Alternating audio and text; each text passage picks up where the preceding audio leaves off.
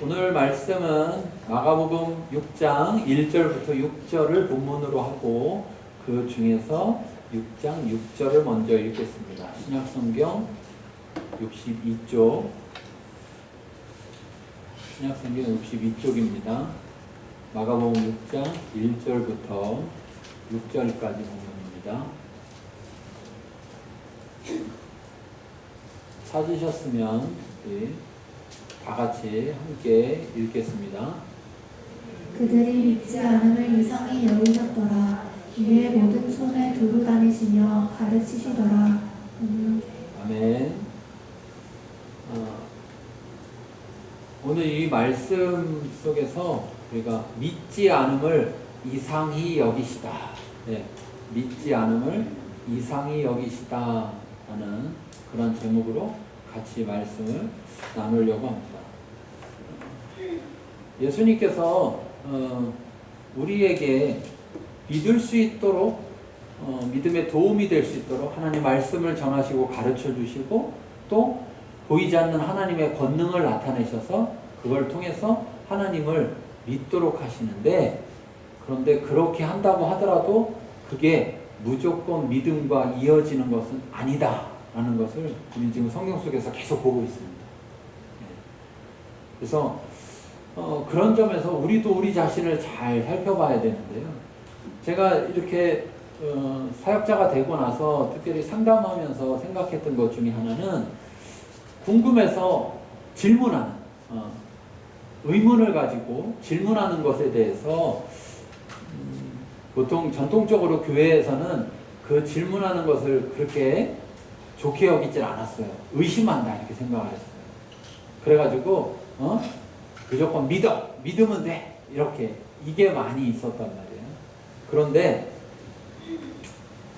제가 깨달은 건 뭐냐, 그 질문 속에 믿고자 하는 질문이 있고, 다시 말하면 의심 속에 믿고자 하는 의심이 있고 믿지 않으려는 의심이 있더라. 난 잘 모르겠어서, 도대체 뭐 하나님 믿어야 된다는데 도대체 하나님이 누구고 뭐 성경도 난 모르겠고 다 모르겠는데 자꾸 믿으라고 하니까 도대체 뭐냐, 나한테 설명을 좀 해봐라, 얘기 좀 해봐라. 나는 못 믿겠는데. 그러면 의심인데, 이 의심은 사실은 긍정적으로 나아갈 수 있는 의심이 있는가 하면, 질문해놓고 대답해주면 또 요거 물어보고 대답해주면 또 저거 물어보고 한도 끝도 없이 물어보는, 그래가지고 계속해서 묻기만 하지 사실은 묻고 나서 믿으려고 하지 않는, 그러니까 자기가 믿지 않는 이유를 만들려고 하는 거지 사실은 알고 싶어서 믿고 싶어서 묻는 게 아닌 경우들도 있더라 하는 거예요. 그래서 우리가 여기서 잘 생각해야 됩니다. 뭘 잘 생각해야 되냐, 내가 믿고자 하느냐라는 내 자세가 없다면, 내가 믿으려고 하는 내 중심의 선택이 없다면, 말씀이 들려도 하나님의 권능이 보여져도 내가 경험해도 저절로 믿게 되지는 않는다. 저절로 믿게 되지. 내가 믿고자 하는데 도대체 믿어지지가 않고 내가 믿음이 없고, 그런데 내 속에서는 정말 믿고자 하는 마음이 있을 때에는 하나님 말씀을 듣게 되고 하나님의 권능을 경험하고 표적을 보게 되면 믿음으로 가져요. 제가 이제 교회에서도 그런 생각을 해요. 우리 학생들이나 청년들이나 막 특별히 학교 다닐 때 막 교회 그냥 부모님 때문에 끌려서 오고 뭐 이렇게 오잖아요. 근데 그럴 때 저는 이제 그 학생들이나 청년들에게 하고 싶은 이야기 중에 가장 큰 건 뭐냐면, 오지 말든지 왔으면 그 시간이라는 시간을 그냥 보내지 말고 한번 물어보라는 거예요. 물어보라. 어떤 자세로? 나는 지금 못 믿겠는데 그럼 이게 진짜 믿을 만한 건지, 이게 정말 믿을 수 있는 거여서 믿고 있는 건지, 질문을 긍정적으로 나아갈 수 있는 질문을 해보라는 거예요.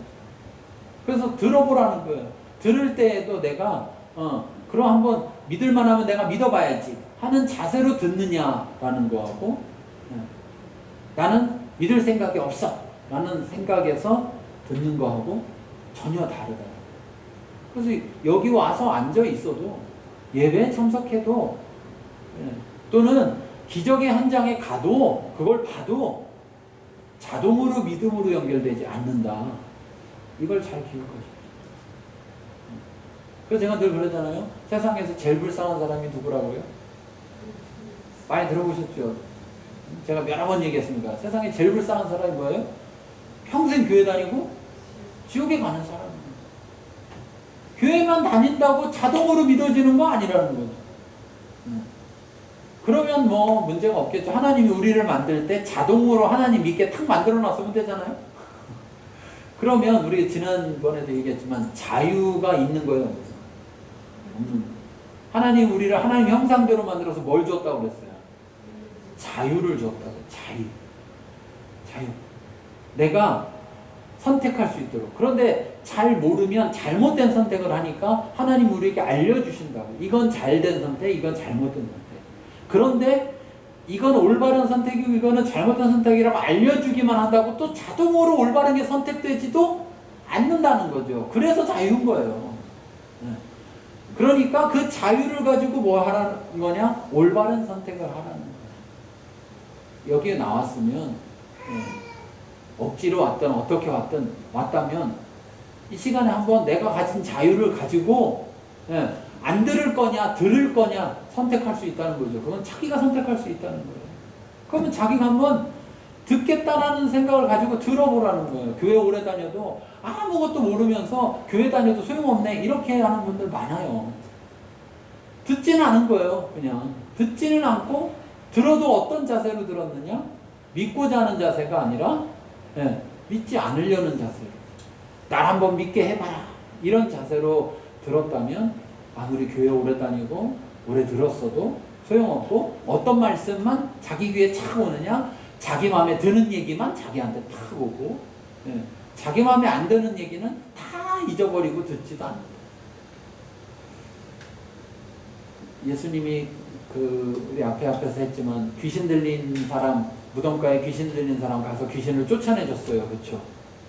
그 사람들이 그 사람 때문에 고생했었는데 그 사람이 완전히 이제 귀신이 나가고 운전해진 모습을 사람들이 봤어요. 그러면 예수님을 환영해야 돼요? 예수님 쫓아내야 돼요? 환영해야 되는 게 정상 아니에요? 근데 어떻게 해요? 쫓아낸다고. 여길 떠나세요. 여길 떠나세요.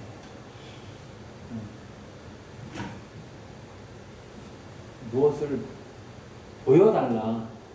좋아요. 어떤 자세일 때? 믿고자 할 때. 근데 믿고자 하지 않으면서 한번 뭐 하나님이 어딨나 한번 보여줘봐요. 그 사람 보여주면 믿을까요? 아이고 저게 하나님인지 어떻게 알아? 어쩌다가 우연히 그렇게 된 거지 뭐. 그런 일들이 벌어지는 거예요. 근데 그게 남 얘기가 아니고 누구 얘기냐? 내 얘기인 거를 잘 생각해 봐야 된다는 거예요. 내가 지금 어떤 자세로 여기 앉아 있느냐? 내가 지금 어떤 자세로 신앙생활을 하는 거냐?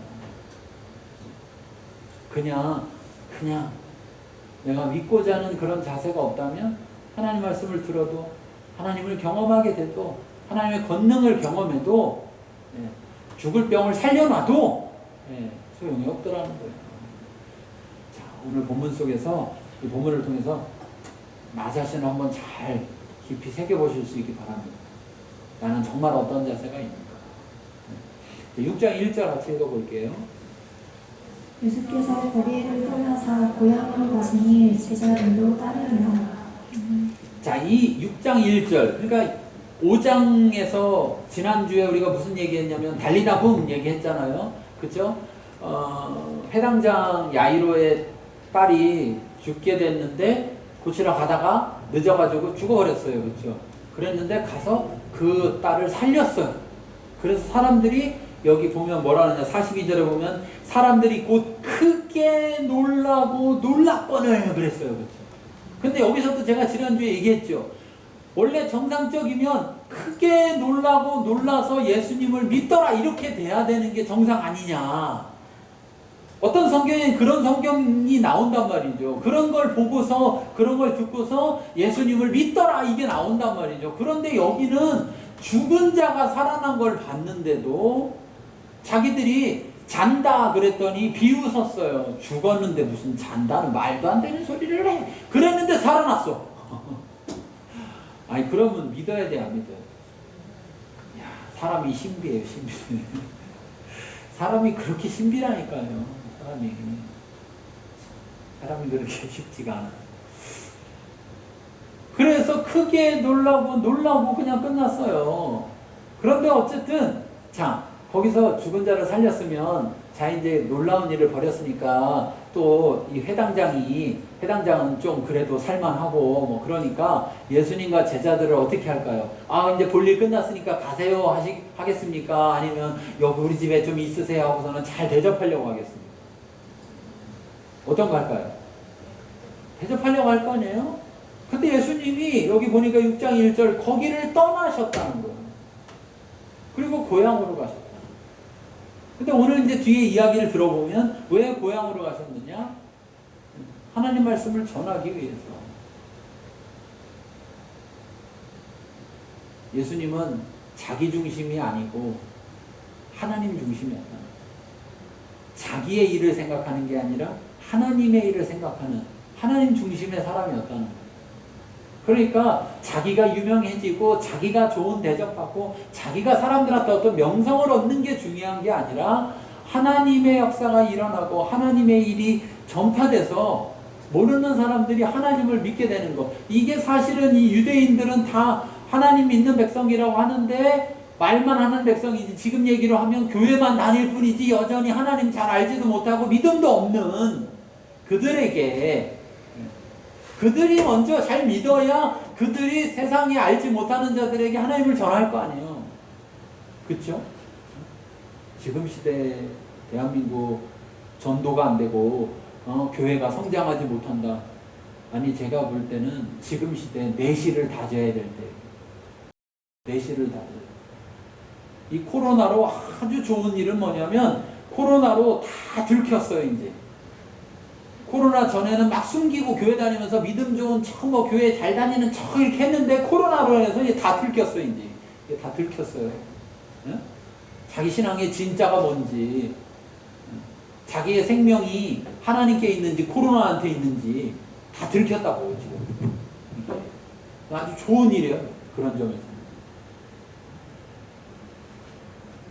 그런데 그런 상황 속에서 내가 내 중심 속에 머물러 있어가지고는 예수님도 자기 중심에 머물러 있었다면 여러분 거길 떠날 이유가 있습니까? 죽은 사람 살려놨는데 거길 떠날 이유가 있어요? 없어요? 절대 없는 거예요. 그런데 하나님 중심이기 때문에 그렇게 될 수 있었다는 거예요. 우리도 하나님 중심으로 전환되지 않으면 우리 출애굽기 할 때 얘기했지만 자기 중심, 세상 중심에서 하나님 중심으로 전환되지 않으면 자기 중심에 있다라는 건 곧 육체 중심이고 세상 중심일 수밖에 없고 세상 중심이면 절대적으로 하나님을 따라가지 않게 되어 있고 자기를 생각하게 되어 있는 거예요. 근데 예수님은 이렇게 자기 중심이 아니고 하나님 중심이었기 때문에 이렇게 하나님 중심으로 사역을 위해서 하나님의 일을 위해서 따라다녔고 그러므로 인하여서 예수님을 통해서 하나님이 나타났다는 거예요. 아유 나는 왜 교회 오래 다녔는데 왜 이렇게 나를 통해서 하나님이 안 나타날까? 잘 생각해 봐야 돼요. 내가 교회는 오래 다녔는데 내가 자기 중심으로 살았는가 하나님 중심으로 살았는가? 내 일을 중요하게 여겼는가 하나님의 일을 중요하게 여겼는가? 내가 전환이 됐는가 안 됐는가 이걸 잘 살펴야 돼요. 그래서 지금 예수님은 하나님이 부르신 백성들 먼저 바뀌어야 된다. 온전한 믿음으로 돼야 된다. 그래야 하나님 모르는 사람들에게 전할 거 아니에요. 그렇죠? 지금 시대에도 자꾸 뭐 새로운 사람 들어올 것만이 문제가 아니라 새로운 사람 들어왔는데 여기가 엉망이면 새로운 사람도 어떻게 되는 거예요? 엉망이 되는 거죠. 교회 안에가 올바른 신앙이어야 그래야지 그 올바른 신앙이 나가서 전할 수 있고 또 사람들이 교회로 오게 될 때 올바른 신앙을 배우게 될 거 아니에요. 그렇죠? 자, 한번 이렇게 딱 내가 누구 데려왔어요. 네. 이 사람 올바른 신앙 되었어요? 안 되었어요? 내가 데려왔어, 내가. 네? 되었어요? 안 되었어요? 걱정하면 큰일이야. 네? 또 데려왔는데 나보다 이 사람이 앞에 가. 그러면 그런 일이 있으면 돼요, 안 돼요?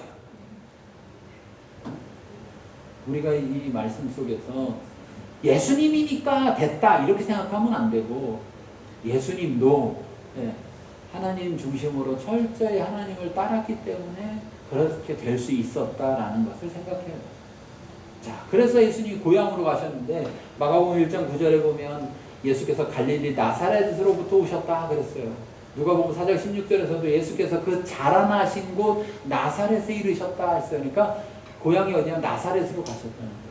자, 그렇게 갔어요. 그랬더니 제자들도 따르니라. 제자들도 따르니라. 제자들, 여러분 예수님 따라다니면서 잘 먹고 다녔을까요? 잘 자고 다녔을까요? 어땠을 것 같아요? 예수님 따라다니면서 힘들었을까요? 편하고 좋았을까요? 힘들었을 거 아니에요. 그렇죠? 그런데 이번에 큰 건 하셨어. 죽은 사람을 살리셨으니 그것도 회당장에 딸을 살려놓으셨으니 야, 이번에는 좀 뭔가 좀 여기서 좀 며칠 좀 편히 쉬면서 좀 대접도 잘 받고 못 먹었던 것도 좀 먹고 그럴 수 있겠다 이렇게 생각할 수 있어서 예수님이 가. 그때 제자들은 어떻게 해야 되느냐? 제자들은 누가 제자냐? 따르는 자가 제자라. 제자니까 자동으로 따라져요? 네? 제자면 자동으로 따라질까요? 아니에요. 누굴 제자라고 불렀냐? 예수님이 야 나를 따르라 했을 때 따른 자를 제자라고 부른 거예요. 따른 자를. 그러므로 내 생각과 달라도 주님이 가시면 주님이 인도하시면 거길 따르는 자가 제자다. 제자는 따라야 한다. 우리는 예수님의 제자라고 해요, 안 해요? 네? 갑작스럽게 과묵해지셔서 우리 예수님 제자라고 해요, 안 해요? 네. 우리 왜 예수님 제자라는 거예요, 도대체? 교회 다녀서? 뭐 교회 다닌 지 몇 년 지나가지고? 뭐 직분 받아서? 왜 제자라고 하는 거예요? 우리가 예수님이 제자라고 하려면 우리가 어떤 자여야 되냐면 따르는 자여야 됩니다. 따르는 자. 따르지는 않으면서 말만 해, 말만. 그러고 따라가진 않아. 그럼 제자가 아닌 거예요. 우리가 내가 제자인가 한번 살펴봐야 돼. 내가 제자. 제자는 누구 스케줄을 따라요? 제자는 자기 스케줄을 따라요? 스승의 스케줄을 따라요? 스승의 스케줄을 따라요. 예수님은 자기 스케줄을 따라요? 하나님의 스케줄을 따라요? 하나님의 스케줄. 우리는 어떤 스케줄을 따르고 있는가? 나는 뭐를 따르고 있는가? 누구를 따르고 있는가? 내가 돈을 따르고 있으면 난 뭐의 제자예요? 돈의 제자예요. 내가 세상을 따르고 있으면 난 누구의 제자예요? 세상의 제자인 거예요. 내가 주님을 따르고 있는가? 내가 주님의 제자인가? 우리 자신을 돌이켜봐요. 이 코로나 상황 속에서 내 신앙을 좀 잘 돌이켜볼 수 있는 시간이 돼야 될 좀 있습니다. 자, 2절, 3절 읽겠습니다. 음식이 되어 하나님께서 가르치시니 많은 사람이 듣고 놀라이르되 이 사람이 어디서 이런 것을 얻었느냐? 이 사람이 받은 지혜와 그 손으로 이루어지는 이런 권명이 어찌 되느냐? 이 사람이 마리아의 아들 옥수가 아니냐? 야고보와 요셉과 유다와 시몬의 형제가 아니냐? 그 너희들이 우리와 함께 여기 있지 아니하냐 하고 예수를 배척한지라. 자, 여기 또 놀라운 거예요. 뭐냐면 회당에서 예수님이 안식일에 가르치셨는데 뭘 가르쳤냐? 자기 생각, 자기 얘기를 한 게 아니라 하나님 말씀을 가르쳤단 말이에요. 그런데 많은 사람이 듣고 놀랐어요.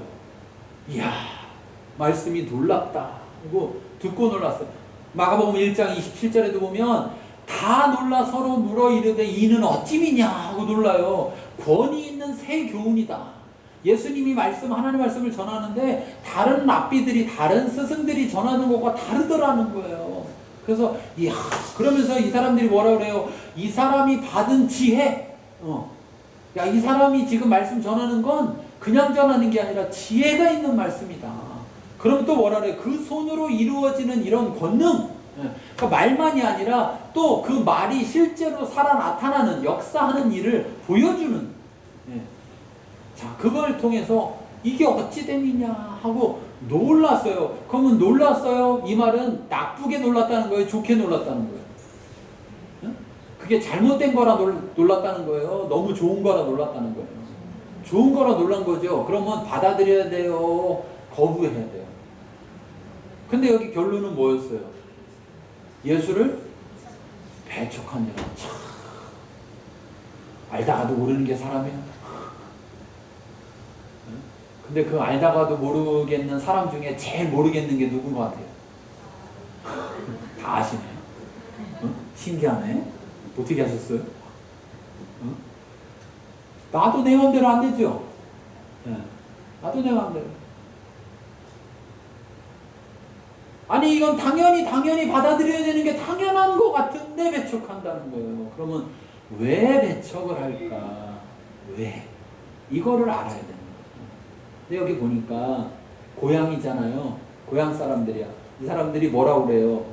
3절에 보니까 이 사람이 마리아의 아들, 예수님을 바라보면서 이 사람이 예수가 마리아의 아들 목수 아니냐, 야고보와 요셉과 유다와 시몬의 형제가 아니냐, 또 그 누이들이 우리와 함께 있지 않을까. 그러니까 예수님의 형제들, 남자 형제들, 여자 형제들이 있는데, 누이들이 있는데 자기들이 다 알고 있다. 아이고, 어려서부터 내가 다 알던 적인데, 우리 옆집 살던 예수인데, 이렇게 다 알더라는 거예요. 이거, 마리아의 아들인데. 그런데 여기 마리아의 아들이라는 것은, 원래 요셉의 아들이라고 얘기해야 되는데, 아마도 이때 당시에 이미 아버지가 죽은 것 같아요, 요셉이. 그러니까 이제, 마리아의 아들이다. 이 말은 과부의 아들이에요, 과부의 아들. 여러분, 옛날에, 요즘도 뭐 그런 게 좀 있지만, 옛날에 과부의 아들이라고 말하면 좋은 말이에요, 나쁜 말? 나쁜 말이잖아요. 애비도 없는 자식, 뭐 이런. 근데 그 옛날에 이런 말을 썼다라는 것은 굉장히 부정적으로 얘기하는 거예요. 근데 지금 예수님의 얘기를 듣고서, 야, 저 사람이 받은 지혜와 그 손으로 이루어지는 이런 권능이 어찌 된 거야? 야, 놀랍네, 놀라면서 벌써 말은 부정적으로 나와. 아마도 제가 볼 때는 시기심이 있는 거예요. 예수님이 귀신을 쫓아냈을 때도 마가복음에 보면은 마가복음 3장 22절부터 23절에 보면 예루살렘에서 내려온 서기관들은 그가 바알세불이 집혔다 하며 또 귀신의 왕을 힘입어 귀신을 쫓아낸다 하니, 예수님이 귀신을 쫓아냈더니 뭐라고 하냐면 그게 하나님의 권능이라고 인정하는 게 아니라 귀신 때문에 저러는 거다 이렇게 얘기를 하는 거죠. 어디서 그런 마음이 시기심에서 나오는 거예요.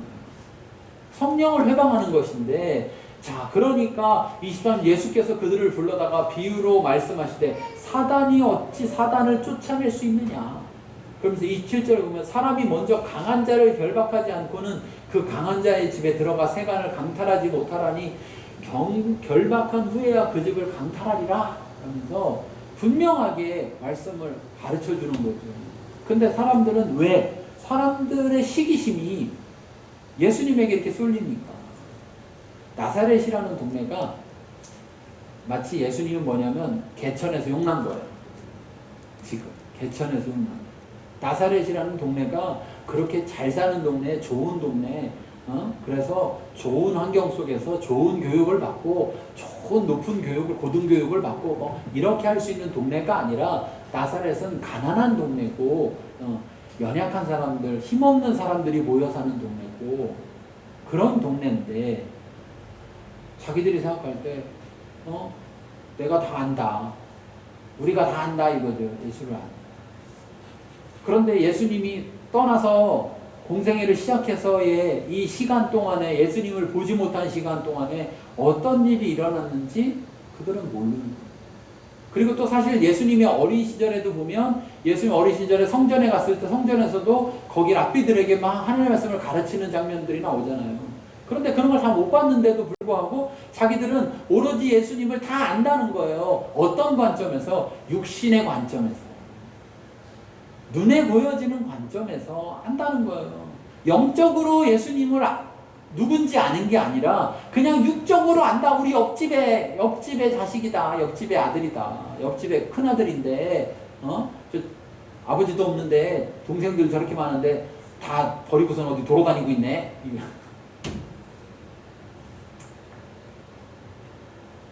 그랬더니 그런 자세, 자기가 아는 게 마치 전부인 것처럼, 내가 아는 게 전부인 것처럼 그 속에다가 예수님을 집어넣고 나니까 듣고 놀라면서도 그 예수님을 받아들이는 게 아니라 거부하게 되더라는 거예요. 그러니까 마치 내가 교회 좀 다니고 오래 다니고 뭐 설교도 많이 듣고 뭐 이렇게 하다 보면 마치 내가 말씀을 다 아는 것처럼, 그러다 보면 말씀을 전하는데 그 듣는 자세가 듣고자 하는 자세가 아닐 때 그 말씀을 듣고도 오히려 거부하게 됩니다. 결국 이래서 배척하는 거예요, 예수님을. 육체적으로만 야 신기하네, 놀라운 일이네, 그러면 그 말을 듣고 받아들여야 되는데, 근데 내가 아는데 뭐 별거 없는데, 내가 아는데 별거 없어, 어릴 때부터 봤어, 그러면서 사람들은 거부하는 예수님이 전하는 말씀. 여러분 흔히 우리 이런 얘기를 하는데, 여러분 우편물 받을 때 우체부 아저씨 보고 받아요? 우체부 아저씨가 선량하게 생겼으면 받고, 그리고 우체부 아저씨가 믿을만하면 그 우편물을 받고서 읽어본 다음에 그걸 잘 철석같이 믿고, 아저씨가 보니까 도둑놈같이 생겼어, 그럼 안 받아요? 딱 보니까 어째 믿을만하지가 못해. 그럼 우편물 받은 다음에 우편물 내용을 다 무시해요? 그럽니까? 그렇게 안 하잖아요. 그렇죠? 예수님이 자기 얘기를 한 거 아니야. 내가 이런 사람이다, 내가 이렇겠다, 이게 아니라 하나님 말씀이 이런 것이다, 하나님이 이런 일들을 하신다 라는 것을 나타냈는데도 불구하고 그들은 그 내용을 듣지 아니하고 뭐만 쳐다보고 있어요. 야 신기하네, 예수가 우리 집에 옆집에 살던 예수가 와서 저거 하나님 말씀을 전하네. 야 예수가 저런 말도 할 줄 아네. 야 놀랍네, 저런 일도 했다고. 야 믿을 수가 없네. 막 그러면서 내가 볼 때 뭐 별거 없는데. 우리가 아까 처음에 얘기했던 것처럼 믿고자 하는 자세에서 듣느냐, 믿고자 하는 자세에 의심하느냐, 믿지 않으려고 하느냐, 여기에 따라서 전혀 다른 것을 바라보게 되고, 내가 육체 가운데, 자기 중심 가운데, 세상 중심 가운데 머물러 있느냐, 하나님 중심으로 전환됐느냐에 따라서 전혀 다른 것을 바라보고 전혀 다른 것에 관심을 갖는다. 그랬으면 야 어떻게 저렇게 권능이 있느냐, 어떻게 된 거냐 그랬으면 이게 믿으려는 자세였다라면, 이런 식으로 예수가 뭐 이렇고 저렇고 육체적인 이야기 하면서 결국 배척하는 이야기로 끝나지가 않았을 것입니다.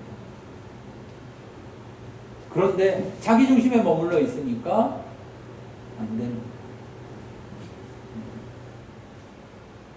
사람을 바라보는 거예요. 그런 경우 많죠. 어떤 많은 사람들이 모인 곳에 집회를 한다. 그러면 거기에 큰 교회, 서울의 큰 교회, 유명한 교회, 막 TV 나오는 목사님, 그런 목사님이 와서 설교하면 잘못된 얘기를 하는데도 잘못된 얘기인지도 몰라도 막 할렐루야 하면서 아멘 하면서 막 은혜 받았다고 막. 그런데 강사가 어디 저 시골 교회, 작은 교회 목사님이라고 하면 아이고 나사렛에서 무슨 선한 것이 나겠느냐, 그런 자세로. 교회 안에서도 그런 모습들이 많이 있다. 교회 안에. 성경에 있는 말씀, 하나님의 말씀이 무엇인지를 들으려는 자세가 아니라 육체 가운데서 계속 자기가 알고 있는 것 안에서만 들으려고 합니다. 이러다 보면 큰 위험에 빠져요. 큰 어려움에 빠져요. 왜?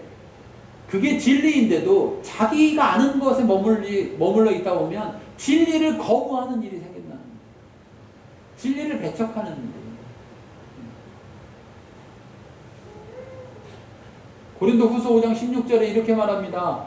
그러므로 우리가 이제부터는 어떤 사람도 육신을 따라 알지 아니하노라. 비록 우리가 그리스도도 육신을 따라 알았으나 이제는 그같이 알지 않으라.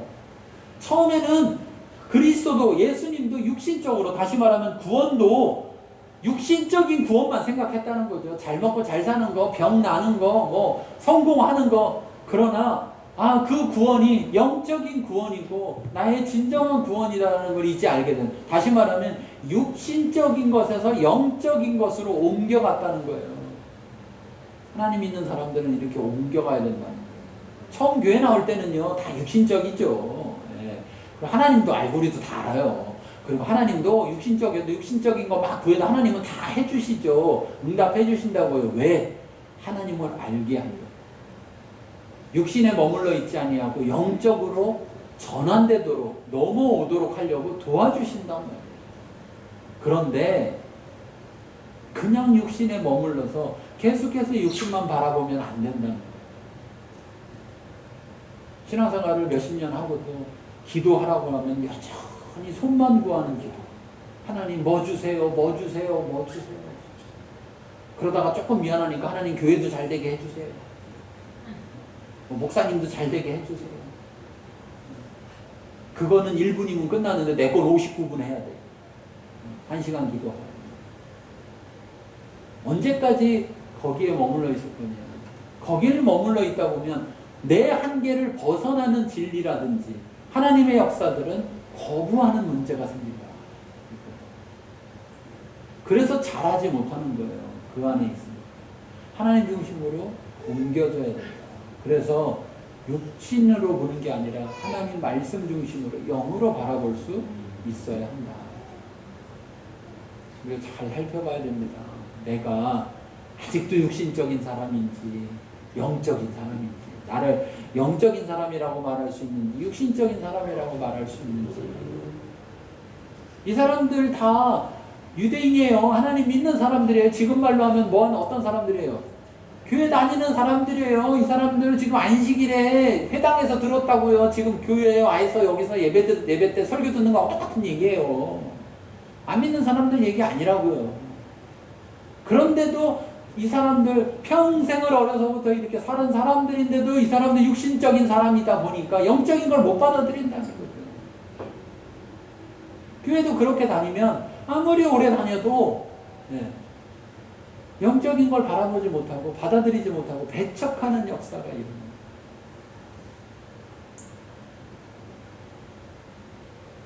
예수님이 이사야서 53장 2절 3절에 보면 이렇게 나와요.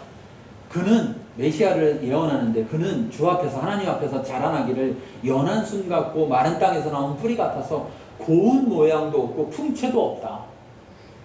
외모가 별로라는 얘기예요. 예수님. 우리가 보기에 흠모할 만한 아름다운 것이 없도다.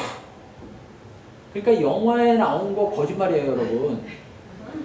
유대인은 머리가 그렇게 길지 않아요. 응? 유대인은 짧아서 이렇게 막 머리가 확 이렇게 길어가지고 그냥 보기만 해도 막 은혜가 넘치고 그런 거 아니에요. 응? 그 성경하고 전혀 안 맞아. 아니 이게 딱 보기에 흠모할 만한 게 없다니까. 장동건보다는 아닌 사람 쪽에 딱 보고 뭔가 믿을 만한 거 뭔가 딱 이게 아니라니까. 이게 아니라. 성경에 예언되어 있는 거라니까. 성경이 이게.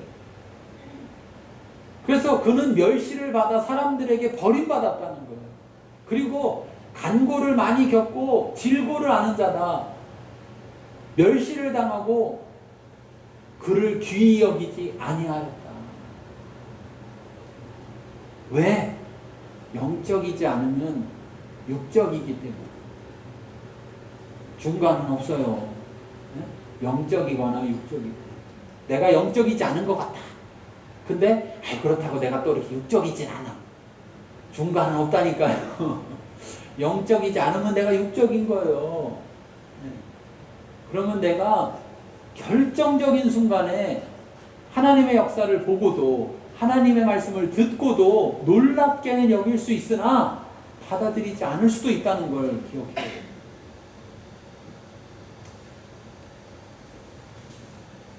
자, 6장 4절부터 6절까지 읽어보겠습니다. 예수께서 그들에게 이르시되 선지자가 자기 고향과 자기 친척과 자기 집 배에서는 존경을 받지 못함이 없느니라 하시며 거기서는 아무 권능도 행하실 수 없어 다만 소수의 병자에게 안수하여 고치실 뿐이었고 그들이 믿지 않는 이상히 여기셨더라. 이에 모든 촌에 두루 다니시며 가르치시더라. 아멘. 예수님이 하나님 말씀을 전하였고 그것도 지혜 있는 말씀으로 전하였고 권능을 나타내서 보여줬는데도 불구하고 도대체 믿지 않으니 그 믿지 않음을 이상히 여겼더라. 이상히 여겼더라. 이상하죠? 우리 성경 보면 이상해. 사람들이 어떻게 안 믿어? 자기를 보면 알아요. 어떻게 안 믿는지. 예수님이 이상히 여긴 게 두 가지인데 이렇게 믿지 않는 걸 이상히 여긴 게 있고요. 또 하나는 뭐냐면 누가복음 7장 9절에 보면 백부장이 예수님 앞에 와서 자기의 믿음을 고백하잖아요. 그러면서 가서 종을 고쳐준다. 아유 그렇게 하실 필요 없어요. 여기서 말씀만 하셔도 돼요. 이렇게 얘기했을 때 예수께서 들으시고 그를 놀랍게 여겨 이상하게 여겼다는 거죠. 야, 아주 희한하네. 아니 백부장은 유대인이에요, 이방인이에요? 이방인이야. 아니 이방인인데서 예수님이 어떤 존재인지. 아니 저도 내 군사 떨어 가라면 가고 오라면 옵니다. 근데 예수님은 그 질병 예수님은 꼭 안 가셔도 되잖아요. 예수님 여기서 말씀만 하셔도 되잖아요. 아니 저 이상하네. 저 이방인이 나를 안 해. 근데 지금 유대인이고 같은 동네 살았는데 이들은 알아요, 몰라요? 모르는데 자기들은 뭐라 그래요? 안다고 그래. 참 이상하네 이거. 이상한 일이에요. 좋은 쪽으로 예수님이 이상히 여겨야지 나쁜 쪽으로 이상히 여기는 상황이 되면 안 되는 거죠. 예수님께서 그들에게 말합니다. 선지자가 자기를 선지자라고 나타내시면서 자기 고향과 자기 친척과 자기 집에서는 존경을 다 받는다. 거기서만 존경을 못 받는다. 왜 그러냐? 거기 사람들은 선지자여도 선지자로 보지 않고 육친적 관계로 본다는 거죠. 자기 가족으로, 자기 형제로, 자기 자식으로 뭐 이렇게 본다는 건. 그러니까 선지자인데도 선지자로 보지 않는다는. 선지자면 다시 말씀해서 하나님의 말씀을 맡아서 전하는 자면 그가 전하는 걸 중심으로 봐야 되는데 여전히 육신을 바라보기 때문에 그들이 존경을 받지 못한다는 거죠. 이 말은 그렇지 않다면 존경받을 수 있는 거예요. 무슨 말이냐? 육신으로 바라보지 않아요. 영적으로 바라봐요. 그렇죠? 그가 전하는 메시지를 하나님의 말씀인 것으로 여기면 그 말씀을 잘 받아들여요. 바울이 말할 때 그럽니다. 너희가 내 말을 사람의 말이 아니라 하나님 말씀으로 들으면 그리고 믿으면 그 말씀이 너희 안에서 역사하리라. 그런데 사람의 말로 들으면 소용이 없는 거예요. 하나님 말씀은 살아있고 운동력이 있어서 좌우의 날선 어떤 것보다도 예리하여 우리의 생각과 모든 것들을 찔러 쪼개서 하나님의 뜻을 나타내는데도 불구하고 하나님 말씀이 죽어있는 말씀이 되는 거예요. 똑같은 하나님 말씀인데 왜 누구한테는 살아있는 말씀이고 누구한테는 죽은 말씀이냐? 육체에 머무르는 자에게 하나님 말씀은 죽은 말씀이고 영에 머무르는 자에게 하나님 말씀은 살아있는 말씀이 된다. 아유 교회 오래 다니는데도 별로 소용이 없네. 아유 기도 많이 해도 뭐 별로 소용이 없네. 그걸 보기 전에 먼저 내가 지금 어디에 있나를 봐야 돼요. 육체에 있는가? 하나님은 영적에 있는 것인가? 그러면서 말합니다. 거기서는 아무 권능도 행하실 수가 없었다. 네. 요한복음 1장 10절 11절에도요 이렇게 말해요. 그가 세상에 계셨으며 세상은 그로 말미암아 지은 바 되었을 때 세상이 그를 알지 못하고 자기 땅에 오매 자기 백성이 영접하지 않았다. 그러니까 예수님이 어떤 존재인지를 알지 못하면서 육신으로만 아니까 그 육신으로 아는 한계 속에 갇혀버리니까 영접하지 않는다는 거예요. 네. 그런데 예수님께서 그래서 아무 권능도 행하실 수가 없었다. 아무 권능도 행하실 수 없었다는 것은 왜 그런 것이냐? 결국 뭐예요? 결국은 지금 보세요. 죽은 자가 살아난 곳에서도 예수님은 떠났죠. 왜 떠났어요? 그들이 믿었더라가 있어요, 없어요? 없었죠. 그냥 크게 놀랐다만 있었지 믿더라가 있어요, 없어요? 없었죠. 그럼 죽은 사람을 살린 것보다 더 큰 건 어떻게 보여줘요? 어떤 걸 보여줘야 돼? 그거 보여주면 믿을까요? 아니라는 거예요. 그냥 떠났어요. 여기도 또 똑같아. 예. 이미 자기들 스스로 크게 놀랐어요. 그러면서 야 어떻게 저런 지혜 있는 말을 하느냐, 어떻게 저런 권능을 나타내느냐라고 인정했어. 그런데도 거부해.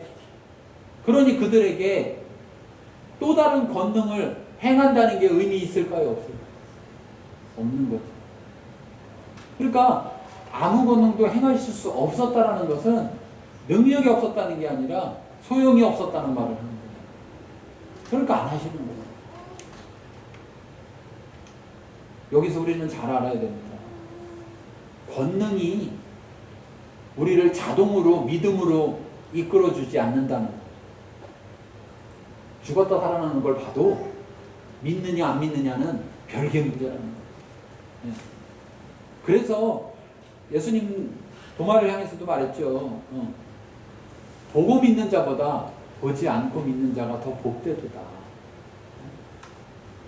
우리가 하나님은 우리의 믿음을 위해서 우리에게 말씀도 진리도 전하시고 보이지 않는 하나님의 권능을 통해서 하나님을 보여주시기도 하지만 그럼에도 불구하고 그걸 보기만 하면 듣기만 하면 자동으로 믿는 것이 아니다. 내가 뭐 해야 돼요? 믿어야 돼. 내가 믿음을 선택해야 된다. 내가 믿어야 돼. 보여줬는데 안 믿으니까 더 보여줘요, 안 보여줘요? 안 보여줘요. 여기도 우리 말씀에 보면 한번 빚을 받고 하늘의 은사를 맛보고 성령에 참여한 바 되고 하나님의 선한 말씀과 내세의 능력을 맛보고도 라고 말했어요. 뒤에 보면은 이제 부정적으로 말한 거란 말이에요. 네. 무슨 말이냐? 맛봤는데도 주님을 떠난 자는 돌이키기 어렵다. 안 돌이킨다. 이런 얘기를 하는 것처럼 여러분 이렇게 봤는데도 지금 안 믿는 자들은 도대체 뭘 어떻게 해야 믿겠냐는 거예요. 하나님이 여러분 앞에 믿을 수 있는 길과 믿지 않는 길, 이 두 길이 있는데 믿을 수 있도록 하나님이 보여주시고 말씀하실 때 믿는 저와 여러분 되길 바랍니다. 믿는 저와 여러분 되길 바랍니다. 자, 그런데 이러면 좀 마음에 상처받을 것 같아요. 계속 이게 지금 한두 번도 아니고 말이야. 귀신 쫓아냈더니 나가라고. 죽은 자 살려놨더니 거기서도 그냥 놀랄 뿐이지 자기를 환영하지 않고 여기 와서 그래도 고향 와서 이제 흔히 말하면 뭐 한 거예요? 금이 환영한 거잖아. 그래가지고 내 고향 사람들에게도 이 복음을 전해야지 하고 예수님이 하나님의 말씀을 전했는데도 불구하고 이들이 배척할 때 예수님 마음에 상처 입지 않았을까? 저 같았으면 그냥 엄청 상처받았을 텐데. 그런데 다만 아무 권능도 행하실 수는 없는데 행해봐야 소용이 없는데 다만 소수의 병자에게 안수하여 고치셨다. 긍휼하심이죠. 긍휼하심. 하나님 참 우리를 긍휼히 여기십니다. 그래도 그 소수의 주님 앞으로 나오는 자, 주님을 찾는 자에게는 그 병을 고쳐주셔서 그래서 하나님을 나타내셨다. 여기 계속 제가 지난주 그 전주부터 계속 똑같은 얘기하지만 여기에 자격이 나오지 않습니다. 이 소수의 병자들에게 어떤 이런 안수받고 고침받을 만한 자격이 있다라는 이야기를 하지 않고 있어요. 이건 말 그대로 은혜예요. 은혜. 예, 하나님의 전적인 은혜. 이 전적인 은혜를 우리가 깨달을 때 우리가 내가 이런 모습이 내가 나를 보니까 창피하고 내가 나를 보니까 아유 이거 뭐 어디서 말할 만하지도 못하고 그런데 내가 하나님 앞에 나아갈 수 있을까? 하나님은 은혜로 우리를 받으시는 것이지 우리의 자격으로 우리를 받으시는 분이 아니라는 것을 기억하시기 바랍니다. 우리에게 자격이 있다면 단 하나 예수님을 믿는 예수님이 내 자격이 되는 거예요. 예수님이. 네. 긍휼히 여기셔서 그렇게 행하시는 그 하나님을 우리가 볼 수 있기를 바랍니다. 그래서 6절 그들이 믿지 않음을 이상히 여기셨더라. 그런데도 이에 모든 촌에 두루다니시며 가르치시더라. 예수님은 그래도 좌절하지 않고 그래도 포기하지 않고 끝까지 하나님의 일을 자기에게 주어진 사명을 위해서 그 길을 끝까지 가셨다라는 거예요. 왜? 예수님이니까 그렇게 할 수 있죠, 목사님. 그게 아니고 예수님도 성령의 충만함 받고 성령을 철저히 따르는 분, 하나님 중심의 사람이었기 때문에 그랬기 때문에 이렇게 하나님의 말씀을 따라서 계속해서 나아갈 수 있었다는 거예요. 우리에게도 예수님처럼 기회가 주어집니다. 여기 제자들에게도 여기 있는 사람들에게도 여전히 말씀이 주어지고 하나님의 권능이 나타나서 하나님이 살아계심을 나타내시고 믿을 수 있도록 우리를 돕고 계십니다. 어떻게 할 것입니까? 예수님께서 우리의 믿음을 보시고 놀랍게 여기셔야 됩니까? 우리가 믿지 않는 것을 보시고 이상하게 여기셔야 됩니까? 여러분은 어느 쪽을 하시겠습니까? 예수님이 이상히 여기는데 놀라운 이상함이 되기를 바랍니까? 아니면 이상한 이상함이 되기를 바랍니까? 내 자신을 정직하게 봐야 됩니다. 정직하게. 내가 아는 게 다가 아니다. 내가 아는 게 전부가 아니다. 내가 지금 육신에 머물러 있는지 영에 머물러 있는지 내 눈으로 바라보면 안 되고 말씀으로 비춰서 바라봐요. 말씀으로. 그래서 내가 어디 있는지를 분명히 알아야 돼. 내가 믿고자 하는 내 마음의 중심에 자세가 있어야 한다. 자, 말씀 보겠습니다. 말씀 보여주세요. 같이 읽겠습니다. 자신이 아는 것이 전부가 아님을 깨닫고 하나님의 말씀을 듣고 믿어야 한다. 자신이 아는 게 전부가 아님을 깨달아야 돼요. 아, 내가 아는데 이거랑 다르네? 그러면 내가 모르는 걸 수 있는 건데 그게 아니고 내가 아는데 그거 아니야. 내가 모르는 건데 무조건 아니라는 거예요. 왜? 내가 전부 아는 것처럼. 그러면 듣지도 않고 믿지도 않게 된다는 거예요. 말씀을 통해서 우리가 내가 모르는구나. 내가 아는 것이 전부가 아닌구나 라는 것을 분명히 깨닫고 하나님의 말씀을 듣고 믿는 저와 여러분 되기를 바랍니다. 이 말씀을 통해서 한번 우리 자신을 돌이켜보는 시간 갖도록 하겠습니다. 하나님 앞에 그 믿음으로 나아가기를 결심하고 결단하는 시간 갖겠습니다.